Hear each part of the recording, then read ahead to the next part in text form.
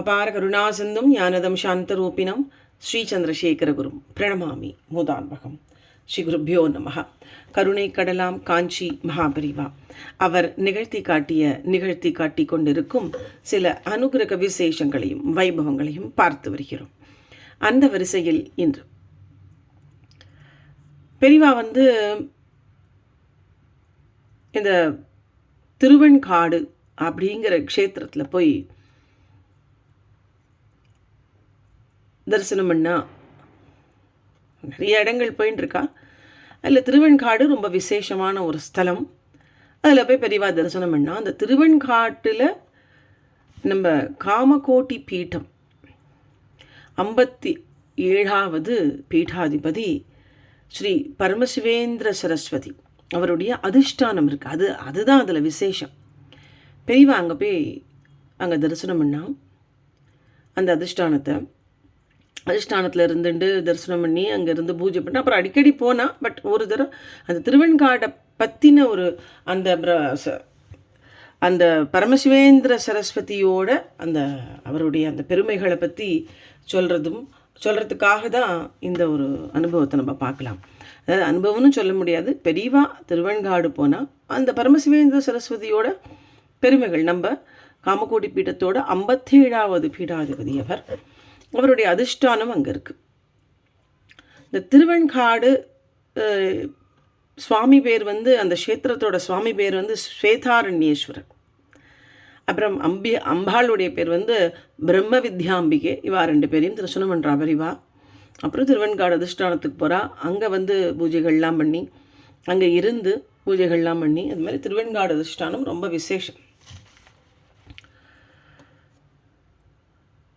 இவர் பெரிய இந்த 57வது பீடாதிபதி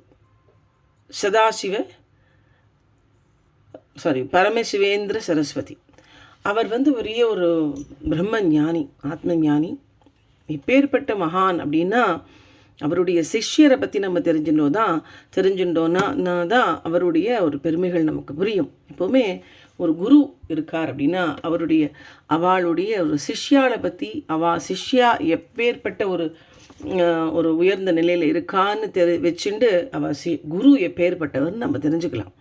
எப்போவுமே ஒரு டீச்சர் இருக்கா, ஸ்டூடெண்ட்ஸ் என்ன மாதிரி ஒரு பொசிஷன்ஸில் இருக்கா, என்ன காலேஜில் சீட்டு கிடச்சிது அப்படிங்கிறத வச்சு அந்த குருவை, அந்த டீச்சரை நம்ம நல்ல டீச்சர், நல்ல டியூஷன் சென்டரே இருக்குன்னு வச்சுக்கோங்க. அந்த டியூஷன் சென்டரில் படிச்சுவா எப்பேற்பட்ட ஒரு பொசிஷன்ஸில் இருக்கா, என்ன காலேஜில் படிச்சிருக்கா, ஐஐடியில் இடம் கிடச்சிதுன்னா அந்த டியூஷன் டீச்சர் என்ன பண்ணுவோம், நம்ம புகழ்ந்து பேசுவோம். பெரிய இன்டெலிஜென்ட்டு, ரொம்ப பெரிய வல்லுனர் அப்படின்னு நம்ம சொல்லுவோம். அது மாதிரி இந்த 57வது பீடாதிபதி ஸ்ரீ பரமசிவேந்திர சரஸ்வதி சுவாமிகள் அவர் நம்ம மடத்தோட 57வது பீடாதிபதியாக இருந்தார். அவர்களுடைய சிஷ்யர் யாருன்னா எல்லாராலும் போற்றப்படுகிற பெரிய பிரம்மஞானி ஸ்ரீ சதாசிவபர்மேந்திராள். அவர் என்னென்னா அவர் திருவிசநல்லூரை சேர்ந்தவர். இப்போது ஐயாவாள், திருச்செந்தூர் ஐயாவாள் அப்படின்னு சொல்கிறோம் இல்லையா, அந்த ஐயாவாள் மடமெல்லாம் இருக்கலையே, அப்போ முன்னாடி காலத்தில் அவருக்கெல்லாம் 57வது பீடாதிபதி. இவர் அந்த ஊரை சேர்ந்தவர், திருவிசநல்லூரை சேர்ந்தவர். திருவிசநல்லூரே பண்டிதாள்லாம் நிறைய இருப்பா. சென்டர் ஆஃப் இந்த பண்டிதா, இந்த சாஸ்திரங்கள் படித்த பண்டிதர்கள்லாம் அங்கே நிறையா இருப்பாங்க.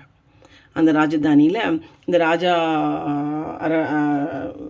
அரசவையிலெல்லாம் போய் பரிசுலாம் வாங்குகிற அளவுக்கு பெரிய சாஸ்திரங்கள் படித்த பண்டிதர்கள்லாம் அந்த கிராமத்தில் வாழ்ந்துட்டு இருந்தா.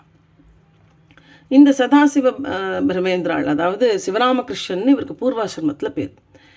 அவரும் அப்படித்தான் அங்கே தான் இருந்தார். அவரும் நிறைய சாஸ்திரங்கள் படித்தவர்.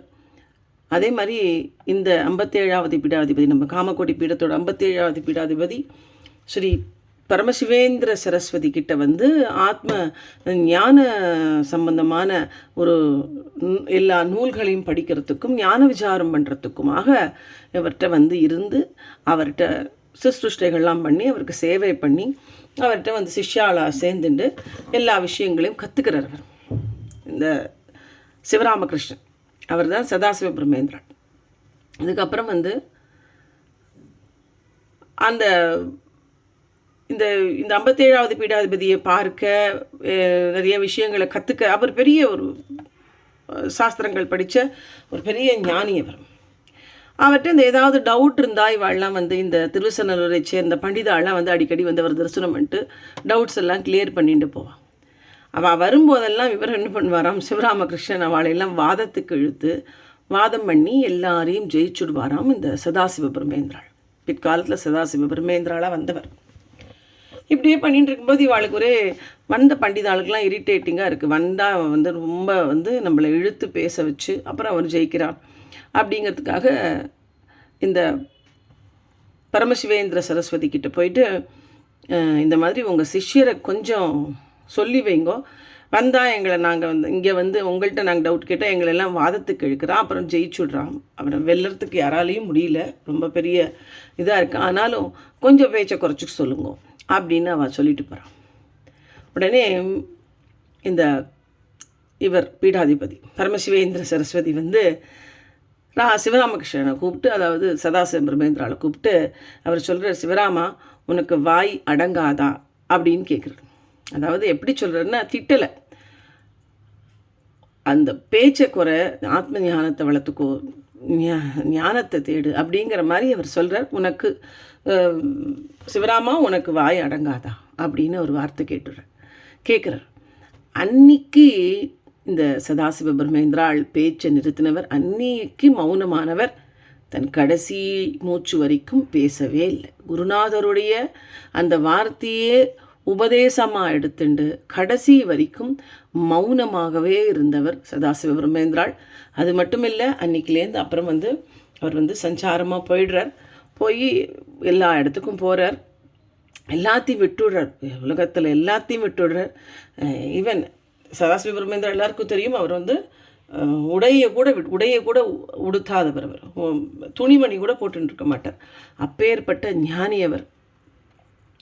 அவர் வந்து எப்படி சுகர் முனி இருந்தாரோ அது மாதிரி இவரும் அந்த மாதிரி ஞானத்தில் ரொம்ப சிறந்தவர். ஆனால் எல்லா துணியும் விட்டுட்டு, எல்லாத்தையும் உலக பற்றுதலெல்லாம் விட்டுட்டு அப்படியே ஊராக போகிறார். இதெல்லாம் வந்து அதுக்கப்புறமா இவர் வந்து இந்த சரஸ்வதி இவர் காலணும் பரமசிவேந்திர சரஸ்வதி சித்தியான்னு அதை கேள்விப்பட்டு இவர் வரார். வந்து இவருக்கு என்னென்ன பண்ணணுமோ, குருவுக்கு என்ன பண்ணணுமோ எல்லாமே சதாசிவ பிரம்மேந்திராள் தான் பண்ணுறார். பண்ணி அங்கே ஒரு அதிஷ்டானத்தையும் அமைச்சு அவருக்கு, அப்புறம் அங்கே அவருக்கு எப்படிப்பட்ட பூஜைகள்லாம் நடக்கணுமோ அந்த பூஜா முறைகள் எல்லாம் அதெல்லாம் விதிமுறைகள்லாம் சொல்லி அவர் எல்லாம் பண்ணி, அந்த முறைப்படி சதாசிவ பிரம்மேந்திராள் எப்படி சொன்னாரோ அந்த விதமாக தான் அவருக்கு இன்னி வரைக்கும் அந்த 87வது பீடாதிபதியோட அதிஷ்டானத்தில் பூஜை நடந்துட்டுருக்கு. அப்பேற்பட்ட ஒரு பெரிய ஞானி இந்த பரமசிவேந்திர சரஸ்வதி. இதுக்கு நடுவில் ஒன்று என்ன சொன்னேன்னா, இவர் இது மாதிரி ஊராக போகிறார், துணி இல்லாமல் போகிறார், அப்படி பண்ணிட்டு இருக்கார் இல்லையா, அதை வந்து இந்த பண்டிதாள்லாம் போயிட்டு சொல்கிறார், இந்த மாதிரி உங்கள் சிஷ்யர் ஊராக போகிறார், துணிமணி கூட போட்டல, அவர் ஒரு பைத்தியம் முடிச்ச மாதிரி போயிட்டு இருக்கார். எல்லாருக்கும் அவருக்கு பைத்தியம் முடிச்சுன்னு நினச்சுட்டான். சித்தர்களே நம்ம பார்த்தா பைத்தியம்னு நினச்சி தப்பாக புரிஞ்சுப்போம் இல்லையா, அது மாதிரி அவர் பைத்தியம் முடிச்சுட்டுன்னு நினச்சுட்டான். அப்படி சொல்கிற அவர்கிட்ட வந்து இந்த பரமசிவேந்திர சரஸ்வதிகிட்ட அதுக்கு அவர் சொன்னாராம், அந்த மாதிரி நிலை எனக்கு வராதான்னு நான் ஏங்கின்னு இருக்கேன் அப்படின்னு சொன்னாராம் குரு. பார்த்துக்கோ, குருவே பார்த்து ஏங்கின ஒரு நிலைக்கு சதாசிவ பிரம்மேந்திராள் போயிட்டார். அப்பேற்பட்ட நிலை, அந்த மாதிரி ஒரு நிலை எனக்கு வராதான்னு நான் ஏங்கின்னு இருக்கேன் அப்படின்னு இந்த பரமசிவேந்திர சரஸ்வதி சொன்னாராம்.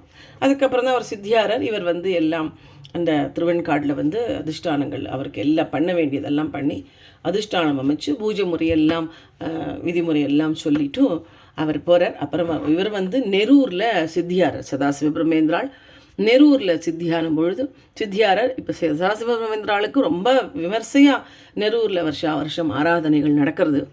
அந்த ஆராதனைக்கு ஒவ்வொரு ஆராதனைக்கும் இப்போவும் இந்த திருவெண்காடுலேருந்து அந்த பரமசிவேந்திர சரஸ்வதியோட அதிஷ்டானத்துலேருந்து சேஷ வஸ்திரம் வந்து அவருக்கு போய் சாத்தப்படுறது. அந்த சதாசிவ பிரம்ம குருநாதருடைய சேஷ வஸ்திரம் அவருக்கு சாத்தப்படுறது. இந்த மாதிரி பெரிய ஒரு ஞானி சதாசிவ பிரம்மேந்திராள். இவருக்கு சிஷ்யர்னா அது எப்பேற்பட்ட அதிஷ்டானம், திருவெண்காடு அதிஷ்டானம் நினச்சி பாருங்க. அந்த அதிஷ்டானத்துக்கு போய் பெரியவா வந்து எல்லா பூஜைகளும் பண்ணி, ஏன்னா அவருக்கு குரு, மகாபெரிவாளுக்கு குரு இல்லையா, அதனால் அதெல்லாம் பண்ணி அங்கே பூஜை எல்லாம் வச்சுண்டு இருந்து அதுக்கப்புறமா மேற்கொண்டு யாத்திரை பண்ணினாராம். இப்போ பெரியவா வந்து திருவெண்காடு போன ஒரு அனுபவம், அதில் திருவெண்காட்டு அதிஷ்டானத்தை பற்றின சிறப்பை சொல்கிறதுக்காக இதை சொன்னது. ஹரஹர சங்கரா ஜெய் ஜெய் சங்கரா, ஹரஹர சங்கரா ஜெய் ஜெய் சங்கரா, சந்திரசேகர பாகிமாம் சந்திரசேகர ரக்ஷமம். அது மட்டும் இல்லை, அந்த ஒரு பரம்பரையில் வந்த நம்ம மகாபெரிவா அப்போ எப்பேற்பட்ட ஞானியாக இருப்பான்னு பார்த்துக்கோங்க. அவள் பரம்பரை இல்லையா, அப்போ எப்பேற்பட்ட ஞானி, எப்பேற்பட்ட பீடம் அதுன்னு பாருங்க. அப்பேற்பட்ட பீடம் பாலபிரிவாளாகட்டும் புதுப்பிரிவாளாகட்டும் எல்லாமே பிரம்ம ஞானிகள். அவள் வந்து அந்த பரம்பரை அப்படி அந்த ஒவ்வொருத்தரும் ஒவ்வொரு பெரிய பெரிய ஞானிகள். போதேந்திர சுவாமிகள் அவரும் நம்ம காமகோடி பீடத்தோட ஒரு பீடாதிபதி இல்லையா. கோவிந்தபுரத்தில் போதேந்திர சுவாமிகள் அவரும் நம்ம காமகோடி பீடத்தோட ஒரு பீடாதிபதி. இந்த மாதிரி பெரிய பெரிய ஞானிகளும் மகான்களும் இந்த பீடத்தை வந்து அலங்கரிச்சிருக்கா. அப்பேற்பட்ட அந்த பீடத்தில் இந்த நம்ம மகாபெரிவாளும் வந்திருக்கான்னா எப்பேற்பட்ட ஒரு பீடம் அது, எப்பேற்பட்ட ஒரு ஞானியாக இருப்பா ஒவ்வொருத்தரும் அப்படிங்கிறதுக்கு மகாபெரிவாளே ஒரு உதாரணம் இல்லையா. அந்த பீடம் ரொம்ப பெரிய பீட்டம்ங்கிறது நம்ம பெரிய பெரிவாளை வச்சு நம்ம வந்து அந்த பீட்டத்தோட ஒரு மேன்மையை நம்ம புரிஞ்சுக்கலாம் இல்லையா. ஹரஹர சங்கரா ஜெய் ஜெய் சங்கரா, ஹரஹர சங்கரா ஜெய் ஜெய் சங்கரா, சந்திரசேகர பாகிமா சந்திரசேகர ரக்ஷமா.